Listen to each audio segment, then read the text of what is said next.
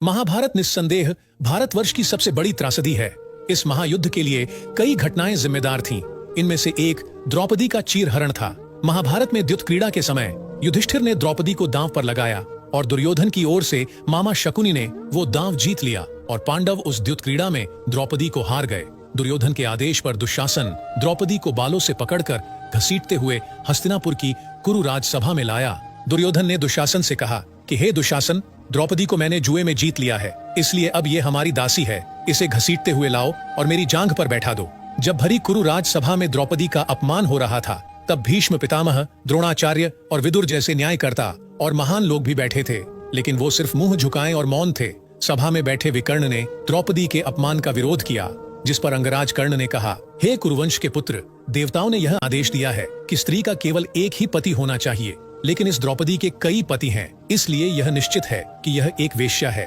मेरा विचार है कि उसे एक ही वस्त्र में, यहाँ तक कि नग्न अवस्था में भी सभा में लाए जाने पर कोई पाप नहीं है। धर्म के अनुसार दुर्योधन ने पांडवों के पास मौजूद सभी धन को जीत लिया है, जिसमें पांडव और स्वयं द्रौपदी भी शामिल है।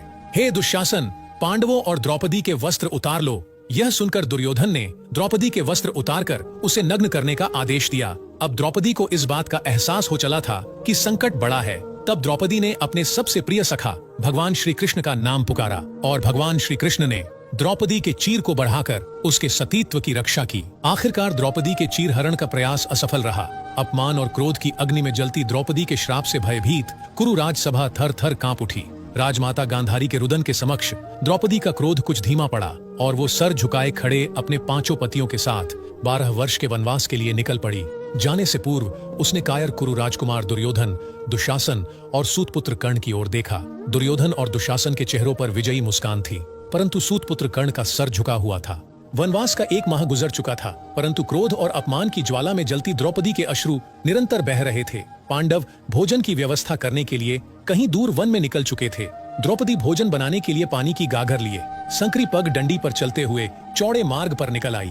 सामने से आ रहे एक रथ को देखकर वह चौंक पड़ी, परंतु वो अपनी सामान्य चाल से चलती रही। आने वाला रथ उसके समक्ष आकर रुक गया और रथ सवार रथ से उतरकर जब उसके समक्ष आया तो द्रौपदी क्रोध से भर उठी, क्योंकि रथ सवार कोई और नहीं बल्कि वो सूतपुत्र कर्ण था। द्रौपदी को देख कर्ण द्रौपदी के समक्ष झुककर बोला, प्रणाम देवी। द्रौपदी ने क्रोध में उत्तर दिया, मुझे एक सूतपुत्र का प्रणाम स्वीकार नहीं है। तू इस वन में क्यों आया है? क्या तुझे अपने प्राणों का भय नहीं है? मेरे पति तुझे देखते ही मार डालेंगे। द्रौपदी क्रोधित स्वर में अपने मार्ग पर आगे बढ़ते हुए बोली। उसे मार्ग पर खड़े होकर उस सूतपुत्र से किसी प्रकार का वार्तालाप स्वीकार नहीं था। कर्ण ने कहा, देवी, मैं किसी प्रकार का युद्ध करने नहीं आया हूँ। मैं तो एक नारी के प्रति बोले गए अपने अपशब्दों से शर्मिंदा हूँ और आपसे क्षमा मांगने इस वन में आया हूँ। कर्ण के शब्दों में पश्चाताप था। इस पर द्रौपदी ने कहा, मूर्ख है तू, क्या तुझे पता नहीं है कि सबसे गंभीर घाव तो शब्दों के ही होते हैं? मैं तेरे शब्दों से घायल हूँ। सूतपुत्र, तू क्षमा के योग्य नहीं है। बिना कर्ण की ओर देखे द्रौपदी अपने मार्ग पर आगे बढ़ती रही।